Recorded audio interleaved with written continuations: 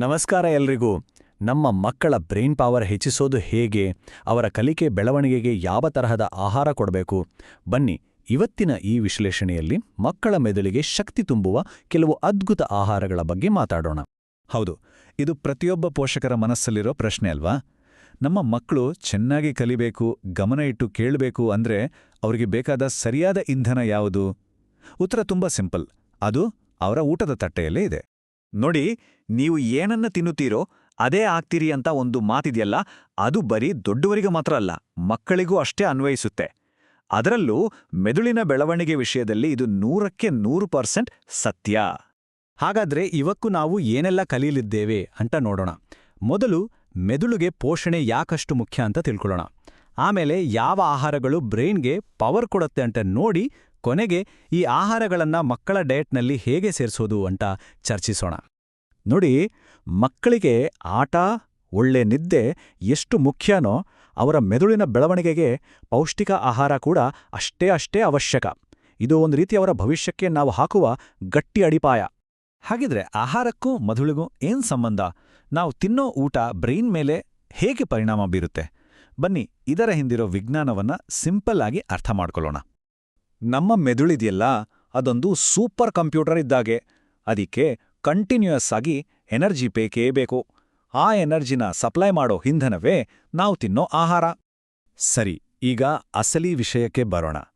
ವೈದ್ಯರು ಹೇಳೋ ಹಾಗೆ ಮಕ್ಕಳ ಮೆದುಳಿಗೆ ಅತ್ಯುತ್ತಮವಾದ 8 ಆಹಾರಗಳು ಯಾವುವು ಅಂತ ನೋಡೋಣ.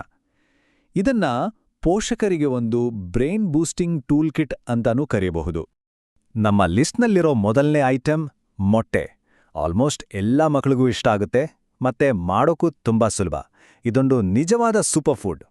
ಮೊಟ್ಟೆ ಯಾಕೆ ಅಷ್ಟು ಇಂಪಾರ್ಟೆಂಟ್ ಅಂದ್ರೆ, ಅದರಲ್ಲಿರುವ ಪ್ರೋಟೀನ್ ಮತ್ತೆ ಕೋಲಿನ್ ಅನ್ನೋ ಪೋಷಕಾಂಶ ಮೆದುಳಿನ ಕೋಶಗಳು ಒಂದಕ್ಕೊಂದು ಕನೆಕ್ಟ್ ಆಗೋಕೆ ಹೆಲ್ಪ್ ಮಾಡುತ್ತೆ. ಇದು ನೆನಪಿನ ಶಕ್ತಿ ಮತ್ತೆ ಕಾನ್ಸಂಟ್ರೇಷನ್ಗೆ ತುಂಬಾನೇ ಮುಖ್ಯ. ಎರಡನೆಯದಾಗಿ ಬಾದಾಮಿ, ವಾಲ್ನಟ್ಸ್ ತರಹದ ನಟ್ಸ್ ಮತ್ತೆ ಸೂರ್ಯಕಾಂತಿ ಬೀಜಗಳ ತರಹದ ಸೀಡ್ಸ್. ನೋಡೋಕೆ ಚಿಕ್ಕದಾಗಿದ್ರೂ ಇವು ಪೋಷಕಾಂಶಗಳ ಒಂದು ಪವರ್ ಹೌಸ್ ಇದ್ದಾಗೆ. ಇವುಗಳಲ್ಲಿ ವಿಟಮಿನ್ ಇ ಜಾಸ್ತಿ ಇರುತ್ತೆ. ಇದು ಮೆದುಳಿನ ಕೋಶಗಳನ್ನ ಡ್ಯಾಮೇಜ್ ಆಗದೆ ಹಾಗೆ ಒಂದು ಶೀಲ್ಡ್ ತರಹ ಪ್ರೊಟೆಕ್ಟ್ ಮಾಡುತ್ತೆ. ಇದು ಮಗುವಿನ ಜ್ಞಾಪಕ ಶಕ್ತಿ ಚುರುಕಾಗೋಕೆ ತುಂಬಾನೇ ಸಹಾಯ ಮಾಡುತ್ತೆ. ಈಗ ಬರೋಣ ಬೆರ್ರಿಗಳ ಕಡೆಗೆ. ಬ್ಲೂಬೆರಿ, ಸ್ಟ್ರಾಬೆರಿ ಈ ತರಹದ ಹಣ್ಣುಗಳು. ಇವು ಆಂಟಿ ಆಕ್ಸಿಡೆಂಟ್ಸ್ಗಳಿಂದ ತುಂಬಿರುವ ಮೆದುಳಿಗೆ ಶಕ್ತಿ ನೀಡುವ ಆಹಾರಗಳಾಗಿವೆ. ಈ ಬೆರಿ ಹಣ್ಣುಗಳು ಮೆದುಳಿಗೆ ಬ್ಲಡ್ ಸರ್ಕ್ಯುಲೇಷನ್ ಹೆಚ್ಚಿಸ್ತವೆ. ಅಂದ್ರೆ ಸಿಂಪಲ್ ಆಗಿ ಹೇಳೋದಾದ್ರೆ, ಮೆದುಳಿಗೆ ಹೆಚ್ಚು ಆಮ್ಲಜನಕ ಸಿಗುತ್ತೆ. ಇದರಿಂದ ಮೆದುಳು ಇನ್ನೂ ಶಾರ್ಪ್ ಆಗಿ ಕೆಲಸ ಮಾಡುತ್ತೆ. ನಾಲ್ಕನೆಯದು ಮೀನು, ಅದರಲ್ಲೂ ವಿಶೇಷವಾಗಿ ಸಾಲ್ಮನ್ ತರಹದ ಮೀನುಗಳು. ಕೊಬ್ಬು ಅಂದ ತಕ್ಷಣ ಹೆದರಬೇಡಿ, ಯಾಕಂದ್ರೆ ಮೆದುಳಿಗೆ ಈ ತರದ ಒಳ್ಳೆಯ ಕೊಬ್ಬು ತುಂಬಾನೇ ಅವಶ್ಯಕ. ಯಾಕೆ ಗೊತ್ತಾ?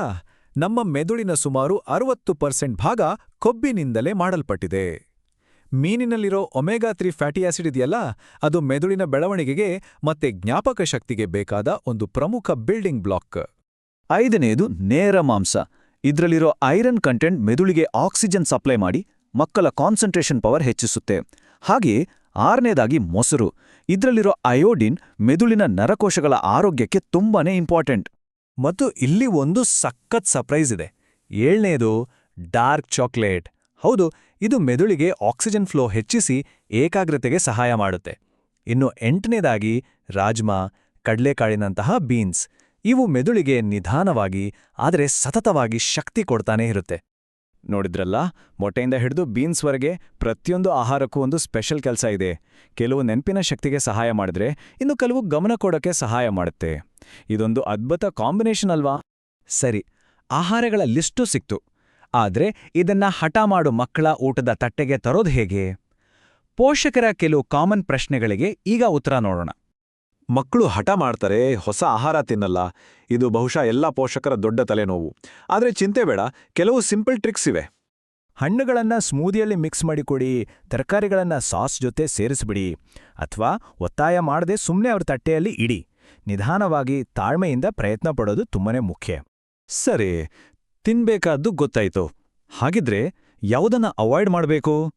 ಅತಿಯಾದ ಸಕ್ಕರೆ ಮಕ್ಕಳ ಮೆದುಳಿಗೆ ಹಾನಿ ಮಾಡುತ್ತಾ? ಖಂಡಿತ ಹೌದು. ಈ ಪ್ರಾಸೆಸ್ ಸಿಹಿ ಪದಾರ್ಥಗಳು ಮಕ್ಕಳ ಗಮನ ಮತ್ತೆ ಎನರ್ಜಿ ಲೆವೆಲನ್ನ ಮೇಲೆ ಕೆಟ್ಟ ಪರಿಣಾಮ ಬೀರ್ಬೋದು. ಇದಕ್ಕೆ ಬೆಸ್ಟ್ ಸೊಲ್ಯೂಷನ್ ಅಂದ್ರೆ ನ್ಯಾಚುರಲ್ ಆಗಿ ಸಿಹಿಯಾಗಿರೋ ಹಣ್ಣುಗಳನ್ನು ಕೊಡೋದು. ಇದು ಮೆದುಳನ್ನ ಚುರುಕಾಗಿಡುತ್ತೆ. ಹಾಗಿದ್ರೆ ಇಷ್ಟೆಲ್ಲ ಮಾತಾಡಿದ್ಮೇಲೆ ನಾವು ಕಲಿತ್ಕೊಳ್ಬೇಕಾದ ಅಂತಿಮ ಮತ್ತು ಪ್ರಮುಖ ಪಾಠ ಏನು? ನೆನ್ಪಿಡಿ, ಒಂದೇ ದಿನದಲ್ಲಿ ಮ್ಯಾಜಿಕ್ ಆಗಲ್ಲ. ಪ್ರತಿದಿನ ಮಾಡುವ ಸಣ್ಣ ಸಣ್ಣ ಬದಲಾವಣೆಗಳು ಮಗುವಿನ ಭವಿಷ್ಯದ ಮೇಲೆ ದೊಡ್ಡ ಪಾಸಿಟಿವ್ ಇಂಪ್ಯಾಕ್ಟ್ ಮಾಡುತ್ತೆ. ಬ್ಯಾಲೆನ್ಸ್ ಮಾಡೋದು ಇಲ್ಲಿ ತುಂಬಾನೇ ಮುಖ್ಯ. ಹಾಗಾದ್ರೆ ನಿಮ್ಮ ಮಗುವಿನ ಮೆದುಳಿಗೆ ಶಕ್ತಿ ಕೊಡಕ್ಕೆ ಇವತ್ತಿಂದ ನೀವು ಯಾವ ಒಂದು ಸಣ್ಣ ಬದಲಾವಣೆ ಮಾಡೋಕೆ ಶುರು ಮಾಡ್ತೀರಿ? ಒಂದು ಕ್ಷಣ ಯೋಚಿಸಿ. ಈ ಚರ್ಚೆಯನ್ನ ಮುಂದುವರಿಸೋಕೆ ಮತ್ತೆ ಇದೇ ತರದ ಇನ್ನಷ್ಟು ವಿಷಯಗಳನ್ನ ತಿಳ್ಕೊಳ್ಳೋಕೆ ನಮ್ಮ ಜೊತೆ ಸೇರಿಕೊಳ್ಳಿ. ಈ ಮಾಹಿತಿ ನಿಮ್ಗೆ ಉಪಯುಕ್ತ ಅನಿಸಿದ್ರೆ ದಯವಿಟ್ಟು ಲೈಕ್ ಮಾಡಿ, ನಿಮ್ಮ ಸ್ನೇಹಿತರು ಮತ್ತೆ ಕುಟುಂಬದವರ ಜೊತೆ ಶೇರ್ ಮಾಡಿ ಮತ್ತು ಇದೇ ತರಹದ ಇನ್ನಷ್ಟು ವಿಶ್ಲೇಷಣೆಗಳಿಗಾಗಿ ನಮ್ಮ ಚಾನೆಲ್ಗೆ ಸಬ್ಸ್ಕ್ರೈಬ್ ಆಗಿ.